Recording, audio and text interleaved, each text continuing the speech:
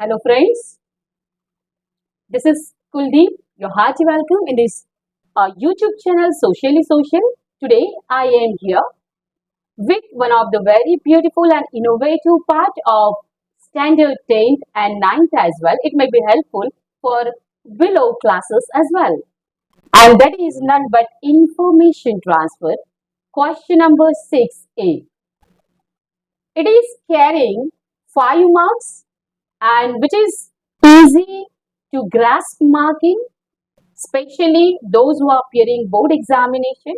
And that's why today I am here with this part, information transfer, which will going to be fun, which will going to be understood in a very well manner. Here I have taken one example. I'm just going to read this part, this paragraph, and just try to listen it carefully so that you may also get some points what to do. Information transfer at first before trying to continue here. Let's see a little about information transfer. Information transfer is nothing. What we are doing? We are transferring the information from one form to another. One form to another form. Information transferring. What we are transferring? Either it may be written in what we call as sentences or paragraphs, and or it is being written in different form rather than paragraph. Then rather than paragraph, it can be pictorial form. There are various pictorial form, for example, tree diagram, for example, tabular form, for example, charts, for example, bar graph, etc., etc., etc. So, in this way, that information transfer is being divided into two forms, and the two forms are nothing but it is called as verbal to non-verbal and non-verbal to verbal. Verbal, which is added to verb, directly we can understand it is all about paragraph. That we will have to convert paragraph into non-verbal, means pictorial form.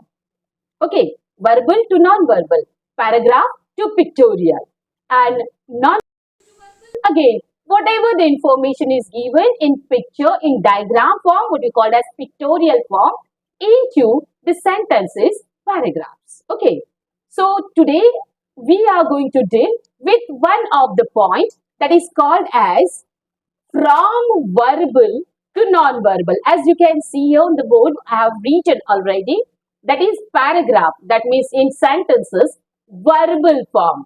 Okay, so this information is given here in verbal form that we will have to convert into non-verbal. I'm just going to read this paragraph so that you can understand the information in a very well manner. क्या आप समझ रहे हैं?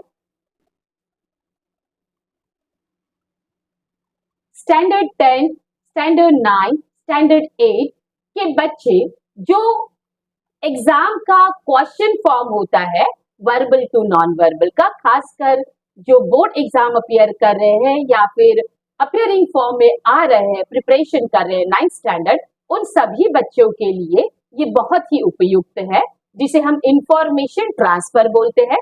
Question number 6 ये है, ए form में आता है, 6 का ए क्वेश्चन जो इंफॉर्मेशन ट्रांसफर करते हैं, जहां हम वर्बल टू नॉन वर्बल और non verbal to verbal form में यूज करते हैं। ऑफ कोर्स ये आफ्टर 10 भी काम आता है, ये वहां पर 4 मार्क्स का हो जाता है, not 5। Excuse me. So we are going to deal, हम यहाँ ये चैप्टर नहीं है बट पैराग्राफ चैप्टर का एक फॉर्म, एक इंफॉर्मेशन दी है, और वो इंफॉर्मेशन जैसे जैसे हम पढ़ेंगे आपको सुनाई देगा, आप समझ पाएंगे कि ये जो पैराग्राफ है किन बातों को डिस्क्राइब कर रहा है। Okay, this is the Gulmohar tree is on, sorry, I repeat again, the gulmohar tree is of medium size, it has a modest height, it has compound leaves that have a feathery appearance, they are bright green in color, its flowers are bright orange, red and yellow, however it bears no fruits. It has leguminous roots that have nitrogen fixing properties. Okay आपने देखा ये जो first part हमने पढ़ा है, that information is being provided for और about gulmohar tree. Gulmohar tree में हमने क्या देखा? ट्री का साइज देखा, उसकी हाइट देखी, लीव्स देखा, कलर देखा, फ्लावर्स देखा, है ना, और फ्रूट्स के बारे में भी देखा। Second information is about the banyan tree. On the other hand, that means Gulmohar tree किसके साथ कंपेयर किया जा रहा है? banyan tree. Okay, the banyan tree on the other hand is large and tall. Its leaves too are large. They are glossy green in color and elliptical in size. The banyan tree has no flowers, but it does bear the fig fruits.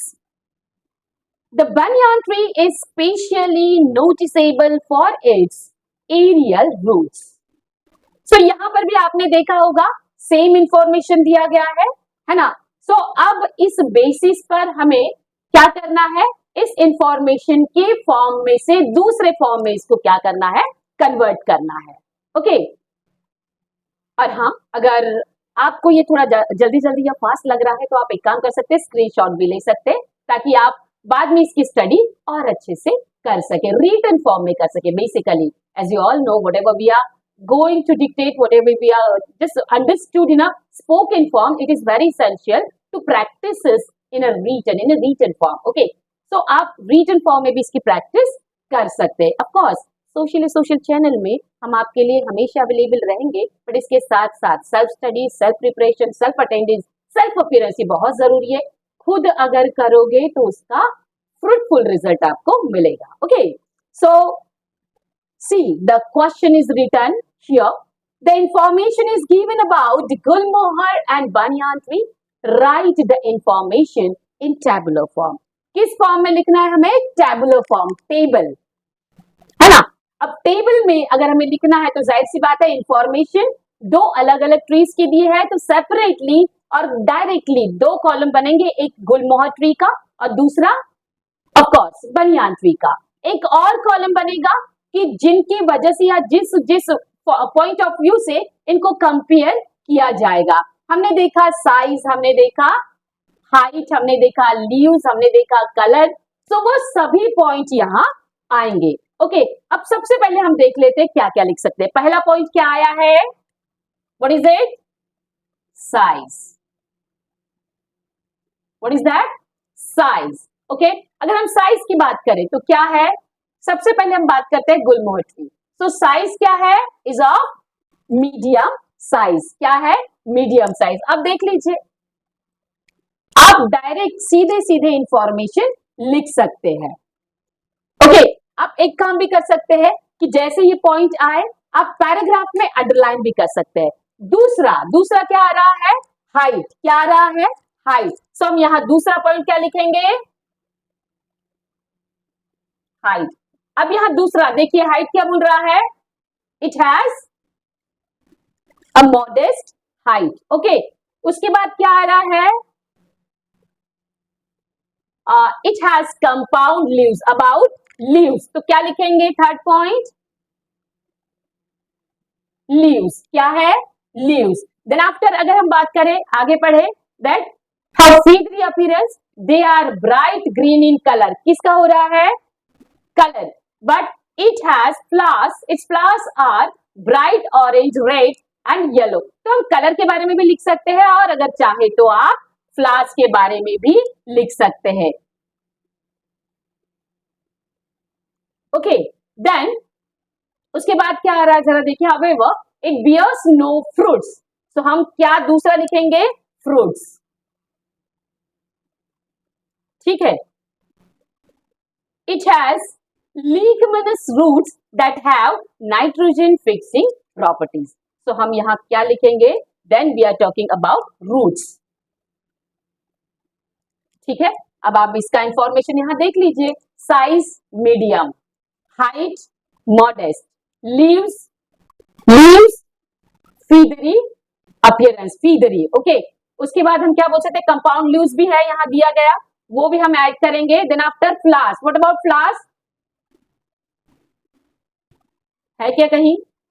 जरा देखिए, its flowers are bright orange, red and yellow. So यहाँ पर हम colour भी add कर सकते हैं। तो ये हम क्या कर रहे हैं, पैराग्राफ जब हम रीड कर रहे हैं तो रीड करते करते हम उन चीजों को अंडरलाइन कर रहे हैं जिनकी हमें जरूरत कॉलम में पढ़ने वाली है। Are you all getting the point? क्या समझ आ रहा है?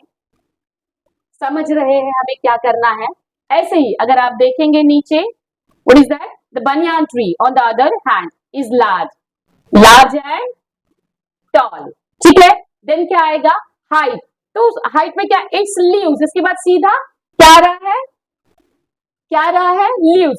सो ये टॉल क्या होगा, हाइट होगा, क्या होगा, हाइट होगा। लार्ज क्या होगा, साइज होगा।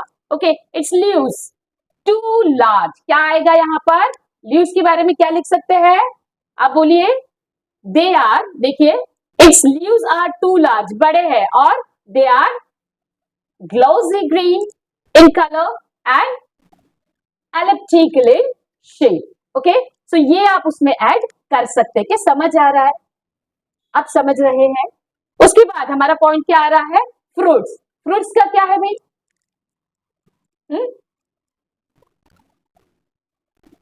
The banyan tree has no flowers. Flowers है क्या, no, but it does bear the fig fruits. Are you all getting the point? Is it understood? So it is all about fruit. अगर flowers के बारे में आया, flowers का एक हमने पॉइंट लिया है, तो फ्लावर्स में क्या आएगा, नन या फिर no flowers. Okay, the banyan tree is specially noticeable for its aerial roots.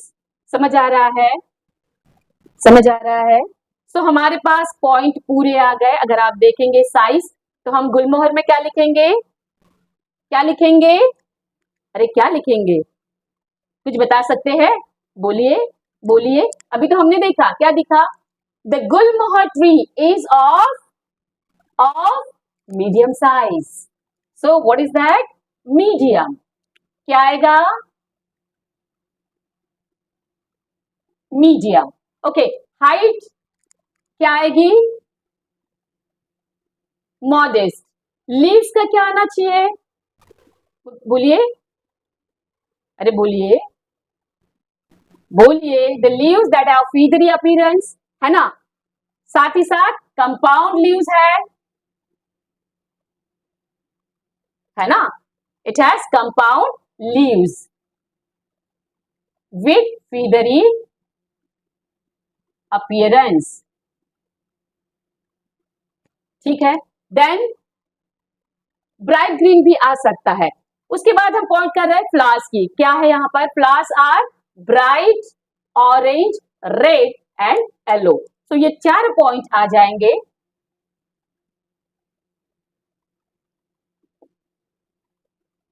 Bright orange, red and yellow. What about fruits,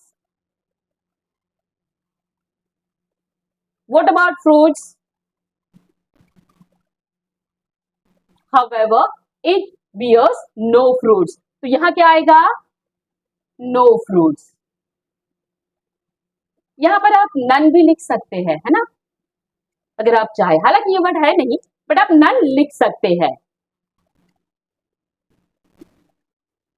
उम्मीद करते हैं आपको एक एक पॉइंट धीरे धीरे समझ आ रहा है। अगर नहीं आ रहा है, कोई अगर डाउट है, देन आप कमेंट बॉक्स में अपने डाउट्स नोट कर सकते हो। और हाँ, आपके आंसर्स के जवाब, सॉरी, आपके क्वेश्चंस और कमेंट्स के जवाब भी हम जरूर देंगे। और नेक्स्ट पॉइंट आ रहा है fruits. What we have written, no fruits. What about roots, see, it has leguminous root that have nitrogen fixing properties. So we will write leguminous. Leguminous roots having nitrogen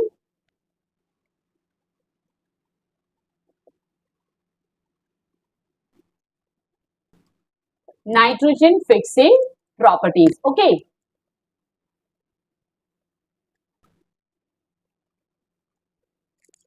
Are you all getting the point? क्या ये समझ आया, क्या ये समझ आया?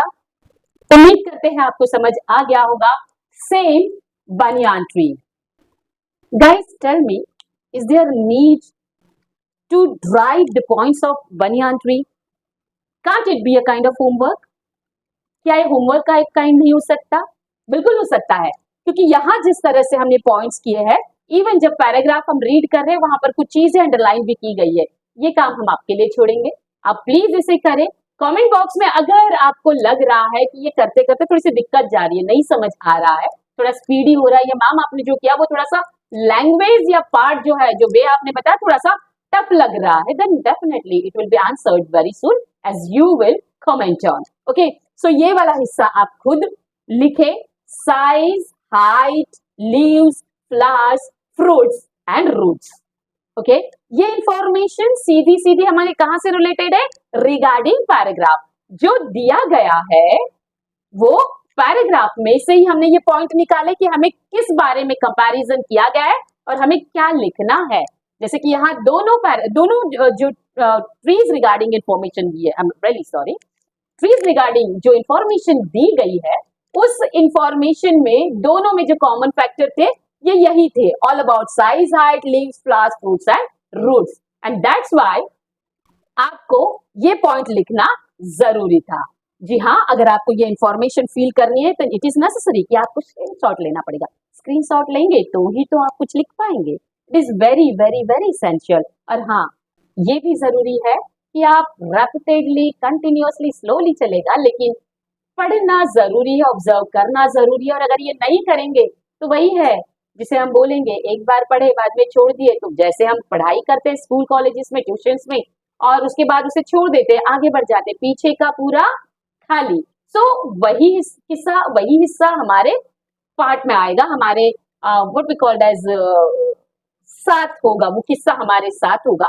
वो अगर ना हो ऐसा चाहते हैं तो प्लीज इसे थोड़ा कंटिन्यूअसली रिपीट करें, ट्राई करें कि इसे आप अच्छे से समझे, अच्छे से प्रैक्टिस करें, क्योंकि आफ्टर ऑल ये 5 मार्क्स का क्वेश्चन है, 5 मार्क्स का सवाल है। In the time of board examination, when you are practicing rapidly, continuously, slowly, gradually, it is very very very essential to do so. आप बोलेंगे कि मैम आप कैसे सब बोल रहे हैं कि board exam, you know what, कि हम जब standard first KG1 to nursery to standard 10 ये जर्नी करते हैं, इस जर्नी का मतलब ही होता है 10th में अच्छा स्कोर लाना, एक अच्छा मार्किंग रेशियो बनाना, जिससे कि हमारा फ्यूचर हम सिक्योर कर सके। इसका मतलब हम लड़ते हैं, हम फाइट करते हैं एक एक मार्क्स के लिए। तो ये 5 मार्क्स भी बहुत मायने रखते हैं। और हमारे ख्याल से ये इंफॉर्मेशन ट्रांसफर का ये जो हिस्सा है ना, what we called as verbal to non verbal, ये वाला हिस्सा बड़ा ही इजी है। और जैसे मैथ्स में बोला जाता है कि स्टेप बाय स्टेप अगर आपका राइट अप सही हो, आपका मैथमेटिक्स में आधा मार्क्स भी कोई काट नहीं सकता, ठीक उसी तरह से राइटिंग स्किल के इस हिस्से का पार्ट है। अगर आप इसे पर्टिकुलरली स्टेप बाय स्टेप करेंगे तो डेफिनेटली आपके 5 आउट ऑफ 5 कहीं नहीं जाने वाले। हमने खुद ये देखा है कि 5 आउट ऑफ 5 बच्चों ने लिया है लैंग्वेज इंग्लिश में इन बोर्ड एग्जामिनेशन। सो बेटा जी, आप सभी से ये उम्मीद है कि इसको अच्छे से पढ़े, अच्छे से समझे, और एक बार ये वाला हिस्सा about the banyan tree, I am specially leaving it for you, लिखने की कोशिश करिए, अंडरस्टैंड करने की कोशिश करिए, और अगर पॉसिबल हो तो कमेंट बॉक्स में आप जरूर उसे भेजिए, ताकि हमें भी इस बात का एहसास हो कि हम ये जो कर रहे हैं वो आपके लिए फायदे की बात है, आपके काम की चीज है, ताकि हम खुद इस मैटर में जरा ही सही लेकिन मॉरलाइज तो हो जाए, हमें जरा एनकरेजमेंट मिल जाए कि हमारे स्टूडेंट्स, हमारे व्यूअर्स जो भी ये व्यू करते हैं, देखते हैं, ऑब्जर्व करते हैं, उसे माइंड भी करते हैं, जहन में लेते हैं, दिमाग और दिल से देखते हैं, और इतना ही नहीं समझते भी है, और वो चाहते हैं कि अच्छे से अच्छा बेहतरीन उनको मिले। उम्मीद करेंगे आपको ये पसंद आएगा। आगे फिर एक नई और राइटिंग स्किल के साथ आएंगे, तब तक यही हम रुकेंगे, विराम देंगे। बाय।